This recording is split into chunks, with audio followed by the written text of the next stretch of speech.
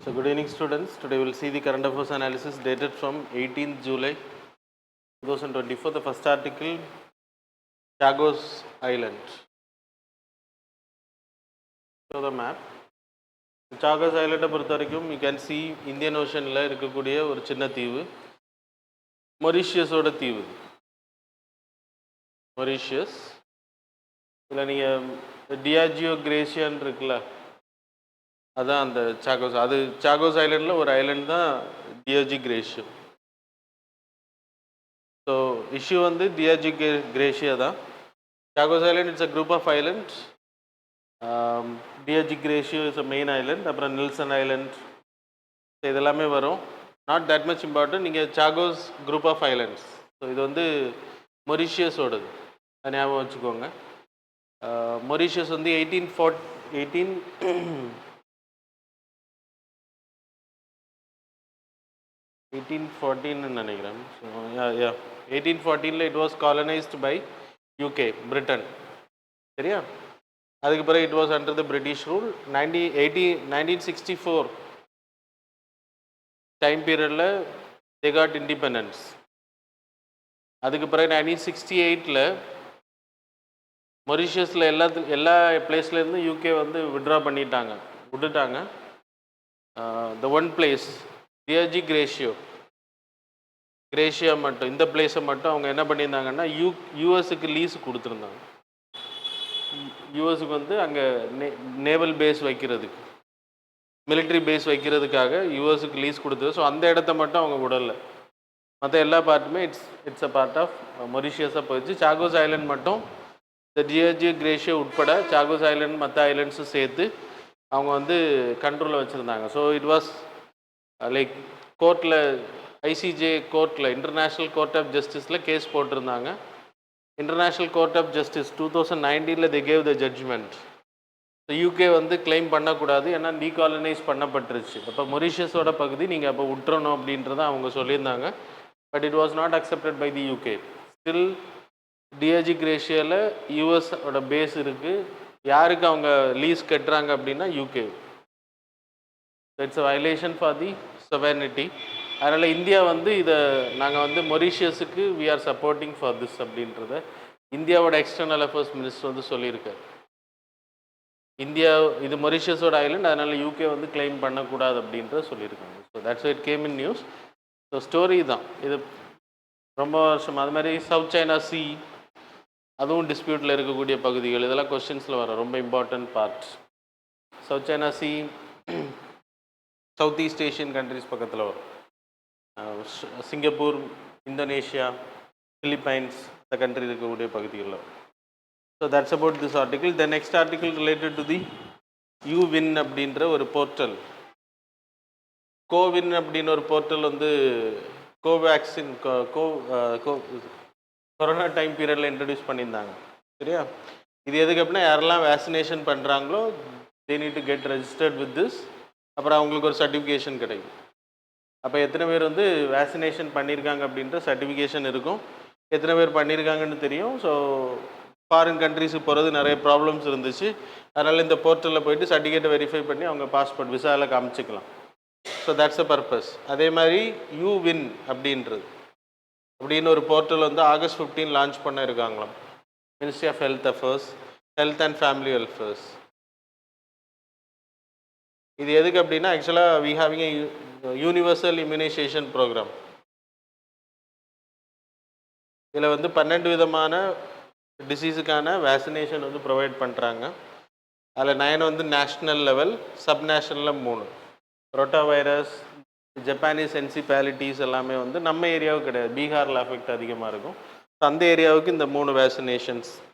மற்றபடி நேஷ்னல் லெவலில் அப்படின்னா போலியோக்கு எதிராக, போலியோ சொட்டு மருந்தெல்லாம் கிடையாது. ஸோ அது இந்த இம்யூனைசேஷன் ப்ரோக்ராமில் வர்றது தான். அது மாதிரி ருபெல்லா, மீசில்ஸ், பொக்கன், இந்த மாதிரி டிசீஸுக்கு எல்லாத்துக்குமே வந்து ஒரே வேக்சினேஷன் வந்து அண்டர் 5 கொடுக்குறாங்க. தட் இஸ் 1 year ஏஜுக்குள்ளாடி இருக்கக்கூடிய குழந்தைங்களுக்கு இந்த வேக்சினேஷன் ப்ரொவைட் பண்ணுறாங்க. 5 இருக்கக்கூடிய குழந்தைங்க வந்து மொர்டாலிட்டி ரேட்டை வந்து குறைக்கிறதுக்காக. அப்படின்னா 5 வயசுக்கு கீழே இருக்கக்கூடிய குழந்தைங்க சாகக்கூடாது அப்படின்றது. இந்த மாதிரி நோய்கள்னா. ஸோ அதை தடுக்கிறதுக்காக இப்போ ரிப்போர்ட் என்ன அப்படின்னா, இந்தியா வந்து செகண்ட் பிளேஸில் இருக்குது. இப்போ நேற்றுக்கு யூனிசெஃப் ஒரு ரிப்போர்ட் கொடுத்துருந்தாங்க. அந்த ரிப்போர்ட் என்ன சொல்லுது அப்படின்னா, 21 லட்சம் பாப்புலேஷனோட ஆஃப்ரிக்காவில் ஒரு கண்ட்ரி, அது எனக்கு கரெக்டாக ஞாபகம் இல்லை, நைஜீரியான்னு நினைக்கிறேன், தெரில, எனக்கு கன்ஃபார்மாக தெரில. ஃபஸ்ட்டு பிளேஸில் இருக்காங்க வித்தவுட் வேக்சினேஷன். அப்படின்னா குழந்தைங்க 21 லட்சம் குழந்தைங்க வேக்சினேஷனே இதுவரைக்கும் போடலை. இந்தியா வந்து 16 லட்சத்தில் இருக்குது. அப்போ செகண்ட் பிளேஸில் நம்ம தான் இருக்கோம். அப்போ இவ்வளோ அவேர்னஸ் இருந்தப்புறமே இன்னும் போடலை. இந்த வேக்சினேஷனோட சக்ஸஸ் என்ன அப்படின்னா, 2014 வி எராடிகேட்டட் போலியோ. இது வந்து மிகப்பெரிய சக்ஸஸ் ஆகும்.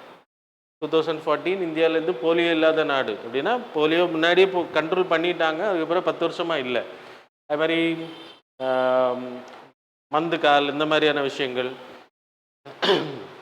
இதெல்லாமே எராடிகேட் பண்ணப்பட்டுருச்சு. ஆனால் தாக்கப்பட்டவங்க இருக்காங்க இன்னும். ஆனால் இதெல்லாம் சக்ஸஸ். ஸோ அப்படி இருந்த அவேர்னஸ் இருந்துமே போடலை அப்படின்றப்போ there's an issue. அப்போ பிறக்கக்கூடிய குழந்தைங்க எத்தனை பேர் போடலைன்னு நமக்கு தெரியாது. we are announcing as a awareness campaign-ஆ கிராமத்தில் நடத்துவாங்க, எத்தனை பேர் போட்டிருக்காங்கன்னு தெரியாது. there is a ASHA workers, auxiliary health மிட்வைஃப்ஸ்னு பேர் இவங்களுக்கு. இவங்க வந்து டிப்ளமோ இன் நர்சிங் முடித்தவங்க, அது மாதிரி 10th குவாலிஃபிகேஷன் உள்ள 2 கேட்டகரி இருக்குதுல. அப்போது இவங்களுக்கு வந்து ப்ரெக்னென்சி லேடிஸ் இருக்காங்க அப்படின்னா இவங்க போய் கணக்கெடுப்பாங்க கிராமங்களில். போய் அவங்க என்னென்ன ஊட்டச்சத்து உணவுகள் எடுக்கணும் அப்படின்னு அட்வைஸ் பண்ணுவாங்க. அது மாதிரி குழந்தைங்க பிறந்துருச்சு அப்படின்னா அதை கண்காணிக்கிறதுக்கு இவங்க போய் கணக்கெடுக்கணும். இவங்க கண்ணிலேயும் மாட்டாத குழந்தைகளெல்லாம் இருக்குது, வேக்சினேஷன் பண்ணாத குழந்தைங்க, அதான் இந்த 16 லட்சம் அப்படின்றது. ஸோ அதுக்காக என்ன பண்ணியிருக்காங்கன்னு, இதை மேனுவலாக பண்ணாமல் இனி எல்லாமே டிஜிட்டலைசேஷனில் கொண்டு வர போகிறாங்க. ஸோ இவங்க இனிமேல் இது கொண்டு வருவாங்க, என்ன சொல், டேப்லெட்னா மெடிசின் டேப்லெட்டில் tablet phones they will bring, அதில் வந்து என்ரோல் பண்ணுவாங்க. அப்புறம் நீங்கள் ஒவ்வொரு குழந்தையும் இம்யூனைசேஷன் பண்ணப்பட்டதுக்கு பிறகு யூவின் அப்படின்ற வெப்சைட்டில் இதே மாதிரி இருக்கும், கோவேக்சினேஷன் பண்ண மாதிரி ஒரு சர்டிஃபிகேஷன் கொடுத்துருவாங்க. அப்போ அந்த சர்டிஃபிகேஷன் மூலமாக நீங்கள் இப்போ எக்ஸாம்பிள் இந்த குழந்தை இந்த முதல் டோஸை வந்து கன்னியாகுமரி டிஸ்ட்ரிக்டில் எடுக்கிறாங்க அப்படின்னா, if they are migrating to Chennai or Delhi other பிளேஸுக்கு போகிறாங்க அப்படின்னா அங்கே இந்த சர்டிஃபிகேஷனை காமிச்சு 2வது டோஸ் எடுத்துக்கலாம். ஸோ ஸ்கிப் ஆகாது. ஸோ அப்படி இருக்கும்போது தெரியும் மைக்ரண்ட் ஒர்க்கர்ஸ்க்கு எல்லாமே இது ஹெல்ப் ஆகும் அப்படின்ட்டு சொல்லப்படுது. எந்த ஒரு குழந்தையும் வேக்சினேஷன்லேருந்து தப்பிக்க முடியாது, தப்பிக்கிறது இல்லை, இட்ஸ் நாட் கம்பல்ஷன். பட் தெரியும் நமக்கு, ஹாஸ்பிட்டலில் பிறக்கக்கூடிய குழந்தைங்க 1 லட்சம் குழந்தைங்க பிறக்குது அப்படின்னா எத்தனை குழந்தைங்க வேக்சினேஷன் ஆகுறாங்கன்றது அந்த டேட்டாஸ் நமக்கு கிளியராக தெரியும். ஸோ அதோட பர்பஸ் தான் எத்தனை பேர் ஃபஸ்ட் டோஸ் எடுக்கிறாங்க, செகண்ட் டோஸ் எடுக்கிறாங்க, அந்த இதை ஃபாலோ பண்ணுற டேட்டாஸும் நமக்கு தெரியும். இந்தியாவை பொறுத்த வரைக்கும் 95% பாப்புலேஷன் வந்து பிறக்கக்கூடிய குழந்தைங்க வந்து வேக்சினேஷன் பண்ணப்பட்டதாக சொல்லப்படுது 2022. அது வந்து 93% 2023 குறைஞ்சிருக்கோம். அது ஒரு இம்பார்ட்டன்ட். அப்புறம் இந்த டேட்டாவை ஞாபகம் வச்சு, யூனிசெஃபோட டேட்டா இது, யூனிசெஃப், அதனால் it's not a fake data, original உண்மையான டேட்டா. ஸோ இதுக்காக தான் இது பண்ணுறாங்கன்னு நினைக்கிறேன். எனக்கு யூஐபியில் இது வரைக்கும் 2.67 கோடி அப்படின்னா ஒரு வருஷத்துக்கு டார்கெட் பண்ணக்கூடிய குழந்தைங்க, இதில் 7% அப்படின்றப்போ கரெக்டாக தான் இருக்கும் 16 லட்சம் அப்படின்றது. சரியா? 2.7 crore பாப்புலேஷனுக்கு வந்து ஒவ்வொரு வருஷமும் குழந்தைங்களுக்கு இம்யூனைசேஷன் கொடுத்துட்ருக்காங்க. அது மாதிரி 2.9 crore ப்ரெக்னென்ட் உமன்ஸையும் வந்து பாதுகாக்கப்பட்டுட்டு வராங்க அண்டர் திஸ் இம்யூனைசேஷன் ப்ரோக்ராம். இதோட பர்பஸ் என்ன அப்படின்னா, எந்த ஒரு குழந்தையும் 5 வயசு கீழே இருக்கக்கூடிய குழந்தை வேக்சினேஷன் இல்லாமல் இருக்கக்கூடாதுன்றது தான். 12 வேக்சினேஷன் அவங்க சொன்ன polio, measles, rubella, TB, hepatitis B, pneumonia நிறைய இருக்குது. நோட்ஸில் எல்லாமே இருக்குது, யூ கேன் ஸ்டடி. சப்நேஷ்னலாக ரொட்டா வைரஸ், ஜப்பானீஸ் என்சிபாலிட்டிஸ், அது ஒரு 3 இருக்குது. ஓகே, 2030க்குள்ளாடி இந்த நம்பரை வந்து குறைக்கணும் அப்படின்றதான் டார்கெட். அப்படின்னா இந்த வேக்சினேஷன் பண்ணாமல் இருக்கக்கூடிய குழந்தைங்களோட அளவை வந்து பாதியாக குறைக்கணும் அப்படின்றது டார்கெட்டு. 0 டோஸ் சில்ட்ரன் அப்படின்னா ஒரு டோஸும் போடாத குழந்தைங்க இருக்கக்கூடாது அப்படின்றது டார்கெட். 0 dose children. ஸோ அதுக்காக தான் இப்போ இதை பண்ணுறாங்க. ஸோ இன்னும் லான்ச் பண்ணலை யூவின் அப்படின்றது. It will be launch August 15க்கு பிறகு லான்ச் பண்ண இருக்காங்க. சரியா? That's all. The next article related to the choosing the right to track so it's an article came in the Hindu paper. So இது என்ன அப்படின்னா போஸ்ட் ஹார்வெஸ்ட் லாஸஸை வந்து தடுக்கிறது. ஹார்வெஸ்ட்னா என்னது? அறுவடை. அறுவடை முடிஞ்சதுக்கு பிறகு நடக்கக்கூடிய லாஸஸ். நமக்கு இந்தியாவை பொறுத்த வரைக்கும் அக்ரிகல்ச்சரில் கிட்டத்தட்ட 49% பாப்புலேஷன் பார்த்துக்கு நியர்லி 50% பாப்புலேஷன் இந்தியாவில் ஒர்க் பண்ணுறவங்க எங்கே ஒர்க் பண்ணுறாங்கன்னா அக்ரிகல்ச்சர் வேலையில் தான் இருக்காங்க. அவங்க ப்ரொடியூஸ் பண்ணக்கூடிய அதிகம், சில இடங்களில் லாஸஸ் எல்லாம் இருக்குது. அது ஹார்வெஸ்ட்டுக்கு முன்னாடி வரக்கூடிய pre harvest losses. Post harvest அப்படின்னா நம்ம எல்லாம் அறுவடையெல்லாம் முடிஞ்சது பிறகு சேமித்து வைக்கும்போது மழை பெஞ்சிருச்சுன்னா சேமிப்பு கிடங்குகள் இல்லாமல், அது மாதிரி பெரிஷபிள் குட்ஸ் இருக்கும், ஃப்ரூட்ஸ், வெஜிடபிள்ஸ் இதெல்லாம். அப்போ அதை கோல்டு ஸ்டோரேஜில் வைக்கணும். அப்படி வைக்கலைன்னா கெட்டு போகும். தக்காளி இந்த மாதிரியான விஷயங்கள்லாம் ஈஸியாக கெட்டு போகக்கூடிய பொருள். ஸோ இதெல்லாம் உடனடியாக மார்க்கெட்டுக்கு எடுத்துகிட்டு போகணும். அப்போ இப்போ ஒரு கிராமத்தில் விளையுது அப்படின்னா அந்த கிராமத்தில் டிரான்ஸ்போர்ட் ஃபெசிலிட்டிஸ் இல்லை, எடுத்துகிட்டு போகிறதுக்கான வசதிகள்னால் கம்மியான ரேட்டு விற்பாங்க. இல்லைன்னா கால்நடைகளுக்கு தான் அந்த வெஜிடபிள்ஸ் விளைபொருட்கள் எல்லாம் போடுவாங்க. ஸோ இதை தடுக்கிறதுக்காக மெஷர்ஸ் நம்ம என்ன நிறைய பண்ணியிருக்கோம். இருந்தாலுமே நிறைய லாஸஸ் இருக்குது அப்படின்றது இந்த ஆர்டிக்கிள் சொல்லுது. இந்தியா வந்து second largest producer of agriculture. இந்த டேட்டாஸ் எல்லாம் கொஞ்சம் important. Second largest producer of agriculture. அக்ரிகல்ச்சரில் நம்ம தான் செகண்ட் லார்ஜஸ்ட்டாக இருக்கும். குளோபல் எக்ஸ்போர்ட்டில் நம்மளோட எக்ஸ்போர்ட் வந்து 2.4%. செகண்ட் லார்ஜஸ்ட்டு, ஆனால் பண்ணுற எக்ஸ்போர்ட்டை பாருங்கள் ரொம்ப கம்மி. அப்படின்னா நம்ம எக்ஸ்போர்ட் பண்ணலை அப்படின்றது தான் அது உண்மை. 2% தான் நம்ம பண்ணுறோம். லாஸ் ஆகுறதுல 8th பிளேஸில் இருக்கும். நம்ம இந்தியா வேர்ல்டு ஃபுல்லாக 8th கண்ட்ரியாக இருக்கும். அப்படின்னா கிட்டத்தட்ட அதோட அளவு 1,52,790 crore, கிட்டத்தட்ட 2 லட்சம் கோடிக்கு அதிகமான வருமானம் வந்து லாஸ் ஆகுது நமக்கு. இது விளைவிச்சதுக்கு பிறகு வரக்கூடிய லாஸஸ். இதுக்கான மெயின் ரீசன் வந்து supply chain inefficiency. Supply chain அப்படின்னா நம்ம வந்து ஸ்டோர் பண்ணணும், அப்புறம் அதை டிரான்ஸ்போர்ட்டேஷன் பண்ணணும், அப்புறம் அதை மார்க்கெட் பண்ணணும். மார்க்கெட்னா சந்தைகளுக்கு கொண்டு போய் விற்கிறது. ஸோ அதில் நம்ம தவறு இருக்கோம் அப்படின்னு சொல்லப்படுது இந்த சப்ளை செயினில். அது மாதிரி 86% மார்க்கெட்டிங் வேலைகளை பண்ணக்கூடியது ஃபார்மிங் கம்யூனிட்டி தான். அவங்களே விளைவிக்கணும், அவங்களே எடுத்துகிட்டு போகணும், அவங்களே போய் விற்கணும். அது பயங்கர இஷ்யூ. ஸோ அப்போ there will be some person, வேறு யாராச்சும் இருந்தால் அவங்களுக்கு விளைவிக்கிறதோட அவங்க வேலை முடிஞ்சிடும். அதுக்கப்புறம் கொடுத்துருவாங்க, தே நீட் டு டேக். ஆனால் அந்த மாதிரி இல்லை. நம்ம ஊர்களில் விவசாயிகள் அவங்க விளைவிப்பாங்க, ட்ராவல் தான் எடுத்துகிட்டு போவாங்க, அப்புறம் சந்தையில் போய் விற்கிறத அவங்க தான் விற்பாங்க. So it's a risk. 3 வேலை இருக்குது அதில். சரியா? அது மாதிரி இந்தியன் கவர்மெண்ட் இதை தடுக்கிறதுக்கு என்னெல்லாம் இனிஷியேட் எடுத்திருக்கோம் அப்படின்னா, இந்தியன் கவர்மெண்ட் எடுக்கக்கூடிய இனிஷியேஷன் உங்களுக்கு தெரியும். Truck on train initiation.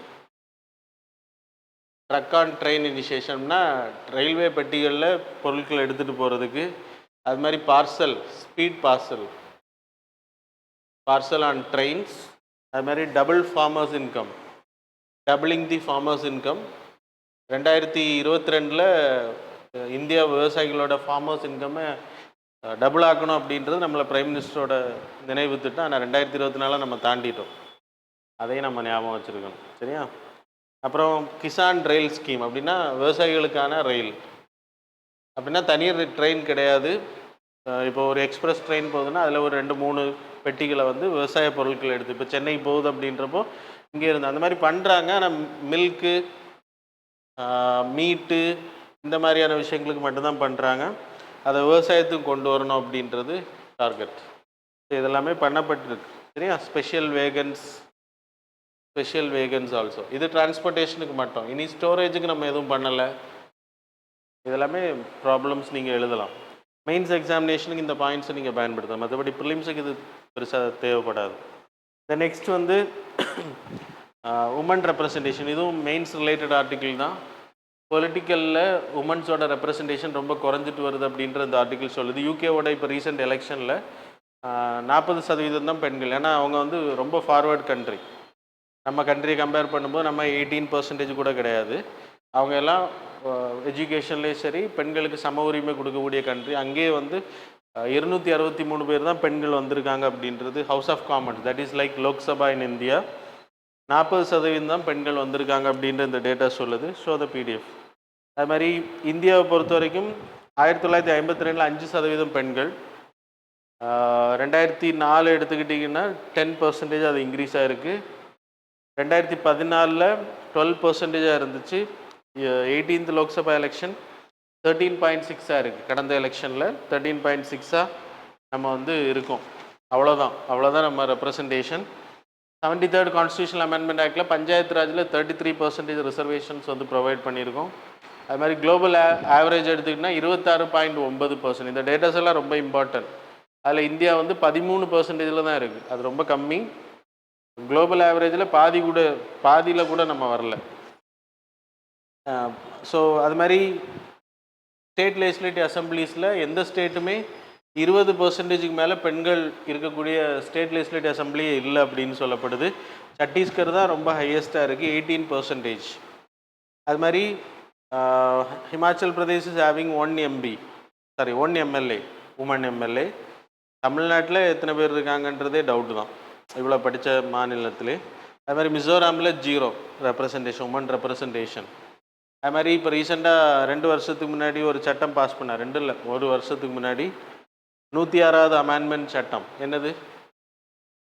பெண்களுக்கு இடஒதுக்கீடு 33% ரிசர்வேஷன் ஃபார். ஆனால் இது வர்றதுக்கு 15 வருஷம் ஆகும். இப்படி ஒரு சட்டத்தை நான் பார்த்ததில்லை. 2030க்கு பிறகு தான் இது இம்ப்ளிமெண்டேஷனே பண்ண ஆரம்பிப்பாங்கன்னு நினைக்கிறேன். அதுக்கு முதல்ல அந்த சென்சஸ் எடுக்கணும். அதை எடுத்தால் தான் பெண்கள் எவ்வளோ இருக்கும், அதுக்கப்புறம் தான் டீலிமிட்டேஷன் பண்ணணும், அதுக்கப்புறம் தான் இதை அனௌன்ஸ் பண்ண முடியும்னு சொல்லியிருக்காங்க.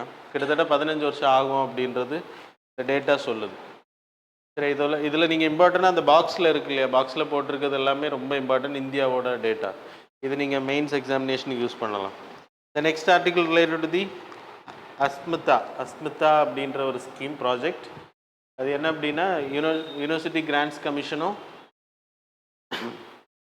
மினிஸ்ட்ரி ஆஃப் எஜுகேஷனும் பாஷா சமிதியும் சேர்ந்து பண்ணக்கூடிய ஒரு இனிஷியேஷன் தான். என்ன அப்படின்னா, இந்தியாவில் இருக்கக்கூடிய 22,000க்கு அதிகமான புக்கை ரீஜனல் இந்தியன் லாங்குவேஜஸில் மாற்றுறது, ட்ரான்ஸ்லேட் பண்ணுறது.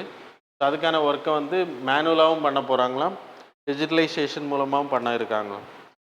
So ஆகுமெண்டிங் study materials in Indian languages through translation and academic writing. So அதன் மூலமாக டிரான்ஸ்லேட் பண்ணி இப்போ இன்ஜினியரிங் சப்ஜெக்ட்ஸும் தமிழில், ஹிந்தியில், இந்த மாதிரி லாங்குவேஜஸில் கிடைக்கும். அதுக்கு தான் பண்ணுறாங்க. டெக்னிக்கல் லாங்குவேஜஸ் எல்லாமே வந்து டெக்னிக்கல் ஸ்டடீஸ் எல்லாமே, டெக்னிக்கல் மெடிசனாக இருக்கட்டும், எல்லாமே வந்து தமிழ் ரீஜனல் லாங்குவேஜஸில், அப்படின்னா இந்தியன் லாங்குவேஜஸில் வர்ற மாதிரி பண்ணுறாங்க. அதுக்காக தான் இந்த ஸ்கீம். நேம் மட்டும் போதும், இதில் அவ்வளோ இம்பார்ட்டன்ட் கிடையாது. நெக்ஸ்ட் ஆர்டிக்கிள் வந்து இன்ஃபார்மல் செக்டார் இன் இந்தியா. இதுவும் டேட்டா ரிலேட்டட் தான். இன்ஃபார்மல் செக்டார்ஸ் அப்படின்னா those institutions or industries are not registered. Formal sector அப்படின்னா 10க்கு மேலே வேலை பார்க்குறவங்க இருக்காங்க அப்படின்னாலே கம்பெனிஸ் வந்து ரெஜிஸ்டர் பண்ணணும்.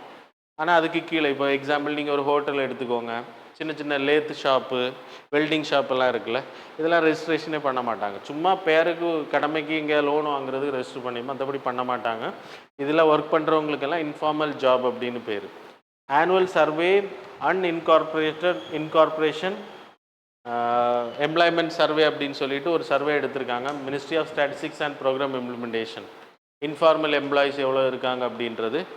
இன்ஃபார்மல் எம்ப்ளாயிஸ் வந்து கிட்டத்தட்ட 16.45 லட்சம் பேர் வேலைகளை இழந்திருக்காங்களாம். நிறைய இன்ஃபார்மல் செக்டார் ஜாப் கம்பெனிஸ் எல்லாம் மூடி இருக்காங்களாம். அதுக்கு ரீசன் வந்து 2016 இருந்ததை விட இப்போ கம்மியாக இருக்குது. அப்படின்னா 2016 16 லட்சம், 2016 பிறகு 16 லட்சம் பேர் வேலைகளை இழந்திருக்காங்க ஆல்ரெடி இருந்தவங்க.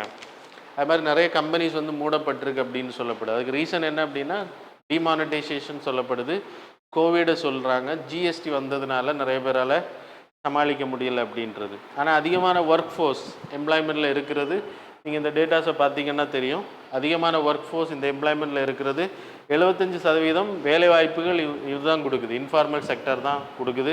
அது மாதிரி இந்தியாவோட ஜிபிஏல 44% from the informal sector. Agriculture, trade, construction, real estate, professional சர்வீசஸ்லேருந்து எல்லா சர்வீசஸுமே இங்கே பண்ணப்படுது. இந்த இவங்க எடுத்த டேட்டாஸில் அக்ரிகல்ச்சரை மட்டும் விட்டுட்டு மற்றதெல்லாம் எடுத்திருக்காங்க. Manufacturing, trade and other services 3 கேட்டகரியில் எடுத்திருக்காங்க. 2022-23 டேட்டாவில் நான் உங்களுக்கு சொன்ன மாதிரி 16.45 லட்சம் பேர் வேலைகளை இழந்திருக்காங்க. இதே இது நீங்கள் 2016 எடுத்துக்கிட்டிங்கன்னா இன்ஃபார்மல் செக்டாரில் ஒர்க் பண்ணவங்களோட எண்ணிக்கை 11.13 கோடி. அது இப்போ குறைஞ்சிருக்குது எவ்வளோன்னா 10.96 crore குறைஞ்சிருக்கு அப்படின்றதுனால 16 லட்சம் பேர் அதில் வேலை இழந்திருக்காங்க. இன்ஃபார்மல் கம்பெனிஸ் வந்து சிலது அதிகமாக இருக்குது. அது வந்து முன்னாடி இருந்ததை விட முன்னாடி 16 லட்சம் வந்து இன்க்ரீஸ் ஆகிருக்கு அப்படின்றது. ஆனால் வேலைவாய்ப்பு இன்க்ரீஸ் ஆகலை, அதுவும் நம்ம பார்க்கணும். அது மாதிரி ஜிவிஏ கான்ட்ரிபியூஷன் வந்து 69% அப்படின்றது சொல்லப்படுது. சாரி 6.9%. ஜிஎஸ்டி டிமானிட்டைசேஷன் அப்புறம் இதெல்லாம் தான் ரீசன். கோவிட் தான் ரீசன் அப்படின்னு சொல்லப்படுது இது ரெடியூஸ் ஆனதுக்கு. மகாராஷ்டிரா, பீகார், குஜராத், எம்பி இங்கெல்லாம் இன்ஃபார்மல் ஜாப் வந்து அதிகமாக இருக்குது. தமிழ்நாடு, வெஸ்ட் பெங்கால், யூபி, கர்நாடகா, ஆந்திர பிரதேஷில் குறைஞ்சிருக்கு அப்படின்னு சொல்லப்படுது. இதை நம்ம பீரியாடிக் லேபர் சர்வே கூட கம்பேர் பண்ணும்போது மேனுஃபேக்சரிங் செக்டார் வந்து ரொம்ப கம்மியாக இருக்குது அப்படின்றத சொல்கிறாங்க. So that's about. இதில் இந்த டேட்டாஸ் கொஞ்சம் இம்பார்ட்டன்ட், மற்றபடி ஸ்டோரிஸ் எல்லாம் வேணும், சரியா? So that's about the articles. Now we will move on to the MCQs.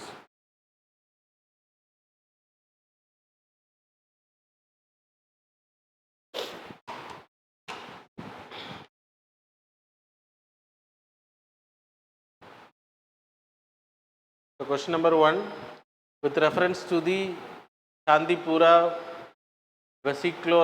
vesiculovirus CHPV, consider the following statements. Statement number 1, it is a RNA virus belonging to Rabidoviridie family, which also includes the rabies virus.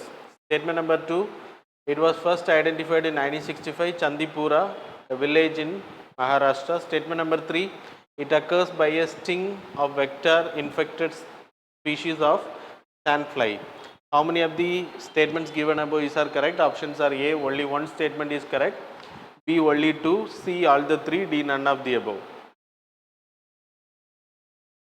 Question number 2, consider the following statements with reference to the Nidhi Aayog.